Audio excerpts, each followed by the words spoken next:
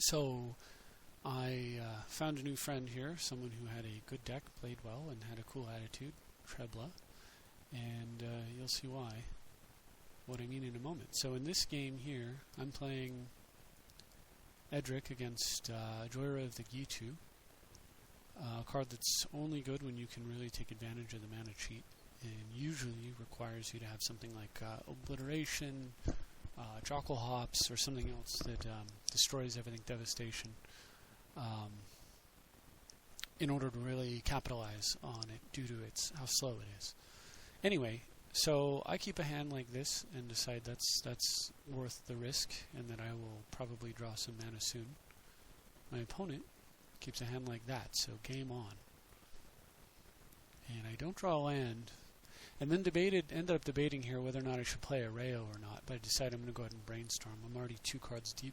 3 more is a total of 5. I should find mana, but I don't. So I put back Priest and Muddle.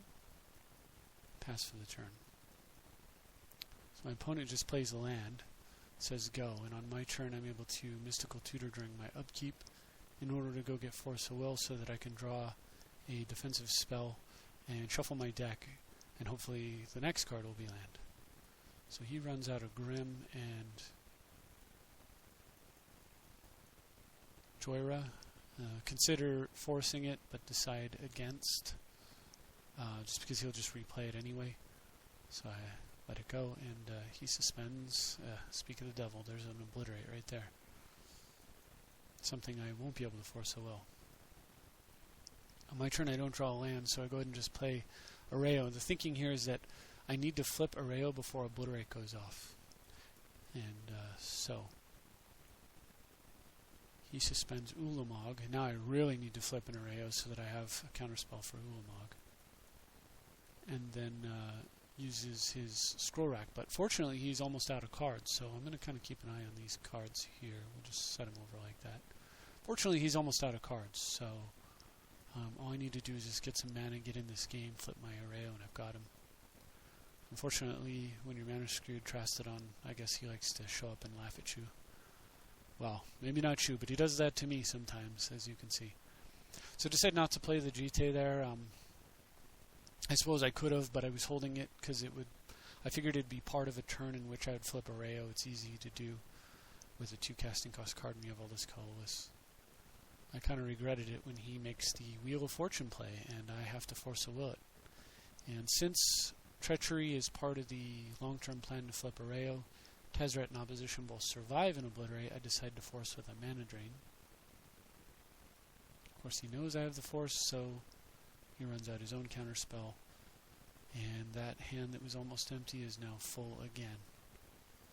Now that's a total of 3 spells this turn, so when he declares his attack phase, I go ahead and tap my blue mana, making it appear as though I made a mistake or something, or just, like how bad players do that.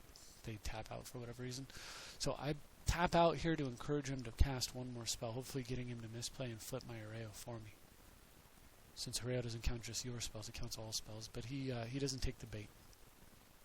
So next turn I draw, and I'm able to play an Oracle, revealing no land, but allowing me to get an extra one from my hand in play. And I decide that my play is sort of locked in stone, so I might as well try to slow down his play. And I attack for 1 and then wasteland his tomb. And I figure here he's going to suspend something and at least tell me what I've got to worry about later. But he doesn't, interestingly. He uses Scroll Rack in response, looking for something to suspend, and finds nothing. So on his turn he cycles Teleria, or transmutes Teleria West for a Crypt, so he has a mana source post Obliterate, and says go. And so Obliterate's going off next turn. If I don't flip Arreo now, I'm pretty much doomed. The top of my deck is not land, but I do have a Snap, so I decide I'm going to run some lands into that Obliterate. Tap for a lot of mana and cast an Eternal Witness. Figuring most likely here I would get like Tezzeret or something along those lines. My opponent has another counterspell, so he remands the Witness back to my hand. I could replay it. That's 1 spell, 2 spell. I could replay it and then cast Jite. That would be 3-4 spells and flip an Areo in that manner. But I decide that what I want to do is snap Oracle, because I've already got lots of land. I've got 4 mana sources here, so I want to snap Oracle so that post-Obliterate I have a decent chance of recovering quickly and recovering well. So for my 3rd spell I play that, and then for my 4th spell I go ahead and cast Witness. This also allows me to flip Areo without wasting the card that I would have witnessed for. And I witness up a Mystical Tutor. And so he uses Scroll Rack again. I'm going to go ahead and hide Edric for now. We'll keep an eye on his suspend cards. First thing that happens is Obliterate goes off, but as Areo is a enchantment, it will not die. However, it's a stupid enchantment. It will try to counter the Obliterate. So he is free to cast spells for the turn. I float a blue in response and wait to see what he does. He doesn't float any mana, so I go ahead and spend my blue, fetching up my options. Thought about possibly getting a Green Sun Zenith or Natural Order, but I decide that what I'm going to get is a claim for his Mana Crypt that he revealed to me earlier. He gets down and fetches a Force of Will. Fortunately, this is a misplay essentially on his part, because I don't make the misplay on my part of saying go. So what I do is, instead of claiming during his upkeep or something like that, I claim now. Now if he's to activate his top and cast Force of Will, Areo will counter his force. So I was hoping he would do that, but he doesn't. However, his only option now is to activate top and shuffle away his top, because if he doesn't, Ulamog goes on the stack. It attempts to destroy Areo. Areo attempts to counter Ulamog. Both things are going to happen. Ulamog gets countered, and Ulamog says shuffle. So that Force of Will is going away. So he's either going to get his force or his top, but not both. So his Mystical Tutor wasted due to him not foreseeing the interaction here between his Ulamog and his library. He decides top is more important to recover with, so he just takes his shuffle and loses his force, and Areo dies. And then he's able to play a Mana Vault. So kind of sad after I just claimed his other card. So I just get down. I could have gotten him better for us, but I want to play the least important one in case he's got like a strip mine. And he has a strip mine, but he decides to kill City of Brass, which is really interesting. Interesting choice. I like to hold strip mine and then strip the forest they attempt to untap in response to the untap. Anyway, so I just go ahead and just play Edric. Finally, what are we, turn 9, turn 10 Edric? And he clones it so that he has a blocker. So I thought about just playing a land and casting Oracle. I decided instead I'm just going to go ahead and trade with him. I could still play a land and cast Oracle, but I've had enough tapping out, so instead I just regrow my claim. And then, since he had nothing relevant to do with 6 mana, I assume he'll have nothing relevant to do with 4, and I go ahead and kill that. Well, I said I had enough tapping out, I assume it's safe here. And that assumption proves to be correct. So now I'm done with tapping out. I'm hoping he'll just play his Joyra, and I'll counter it and set him back another couple of turns, and then follow up with Oracle. He doesn't, though. So we start playing Drago for a little while, and I just ignore his Signet, as I have. Doesn't mean no good to counter it. He could still play a land and cast Joyra anyway. Slowly build up my resources using the mana creatures that are in this deck. Leaving a counter up at all times. He finally goes for a play, Devastation Tide, to return all the creatures to my hand, plus this and this. He should have tapped his top in response, but regardless, he passes priority, and I go ahead and remand it back to his hand, hitting Cradle. And because I hit Cradle, instead of going and getting my blue-green tap land, what I do is I go and get a end-of-turn Arbor. This Arbor represents 2 mana, 1 for being a forest and 1 for being the creature with the Cradle. So it's like I got a Soul Ring with that, basically. So get down with Cradle and then cast my Edric and get him for some damage and draw some cards. And decide that the weakest card in my hand is Curse Catcher. Too flexible, it's a counter spell, it's too strong, it's coming down next, actually my next play. Hatchling's just really good when you're combined with Strip Mine. Bribery, obviously amazing against him, and Sword of Feast and Famine also good. Very, very good. Multi-pumping Cradles. So he goes for his play, again, the Tide. Of course I counter it, and he has no other play. So, play a Boreal Druid, who is actually going to generate mana if I double use Cradle this turn. Strip Mine. Hatchling, so no Force of Wills for him. Oracle doesn't hit a land.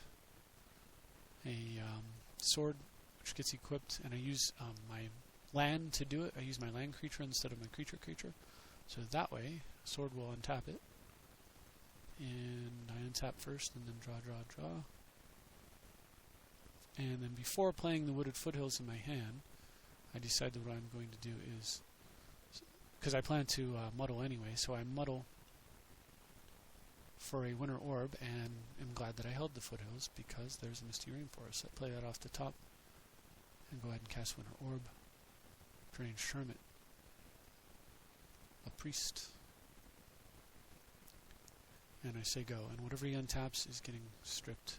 So he's already used a ton of mana sources, and unless he has a unless he has like Ancient Tomb and Pyroclasm here, there's pretty much nothing he's going to do. If he only had one mana and a Pyroclasm, Spiketail Hatchling would have countered it. And even if he did Pyroclasm, Edric would have lived. I still would have had all these permanents here, plus Edric with a sword on it, plus these cards in hand, so I think he was doomed no matter what. So he wisely concedes. And then I had a second game that I thought I'd tack on to the end of this one. A little less amazing, but still pretty fun. And at the end of this game, at the end of this recording, I will show you the deck list.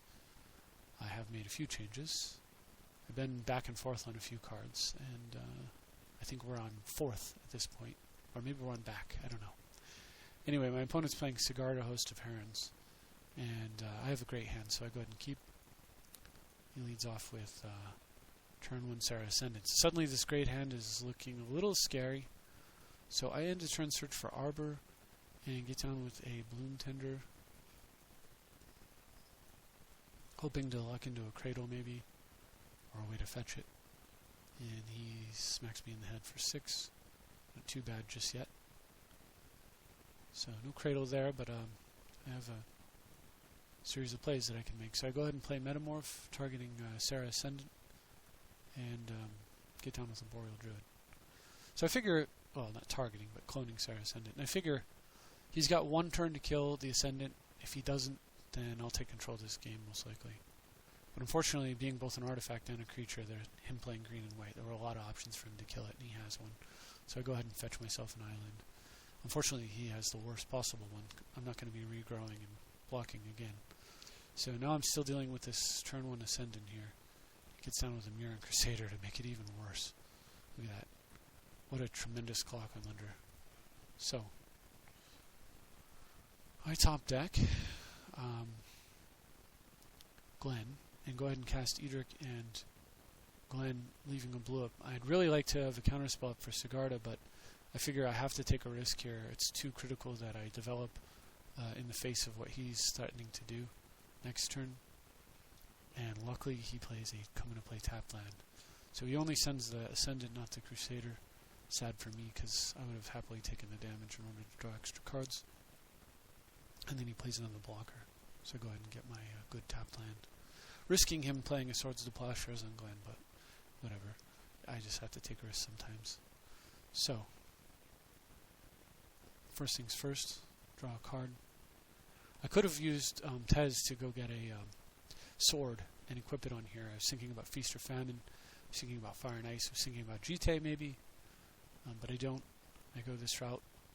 Swap decking a Predator, so I go ahead and get him into play so I can draw extra cards next turn. And now I've had enough tapping out. Figure he's going to play Sigarda. But he just smacks me for 6 more. I'll let that happen.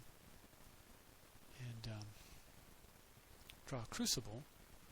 So now he's got the interesting option of choosing which creature he wants to block with his Stirring Wildwood. He chooses to block the Glen, which is interesting, I thought. So, okay, fair enough. I draw a card and decide I've got to get down with Tez right now. I'm running out of time.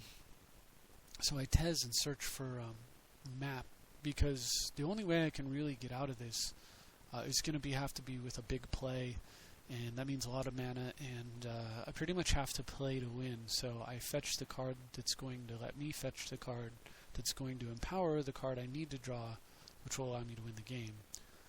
Anyway, if you followed all that. So he sends both of his guys, one at Tez, one at Sarah. I have to chump in order to keep Tezzeret alive, so I do. And take 6 more, which removes a blocker for Ascendant next turn. And then he goes for a Finks, which I allow again. Not a big issue here. And a turn sack map. He has another opening cast, but he doesn't. So, what do I draw? I draw Merchant's Scroll. Merchant's Scroll for the freaking win. So, I draw my scroll. Think. Cast Merchant's Scroll. And if you've been watching this deck, you know what I'm going to go get. What I'm going to go get there is Cyclonic Rift, and I think he knew it too, so he gives up. Now here's the changes I've made to the deck. I took out the Memory Lapse and the Negate again. They've been in, they've been out. In and out, in and out. I took them out, I put in Oracle of Moldiah, and I put in Springleaf Drum. I think that having Springleaf Drum is awesome, because all my creatures now give me the option of producing mana, so I could keep a hand like that first game where I had Areo. If I'd have drawn a drum, I would have suddenly had 2 blue or a green mana.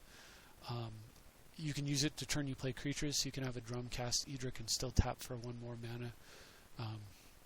It seems really good. It also effectively gives like all of my little mana dorks haste, in a sense, since I can play them and use them the same turn. So I also put in Oracle. As you saw, it does a decent amount of work. Breaks one of the fundamental rules of the game. It's potentially a book. It's an elf for my guys who track elves. And the thing about this deck is, although I love having lots of counter spells, this deck makes some really powerful plays. And I just need enough counter spells to like stop them from busting me with their power plays and pushing mine through.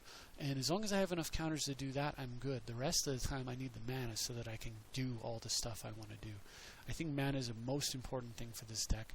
Drawing tons of cards is going to happen. Making great plays is going to happen. But having the mana is what makes all that stuff work. So that's why I put in the extra mana there. So anyway, that's the deck list. I do hope you enjoyed watching the games, and thank you for watching. I will see you next time.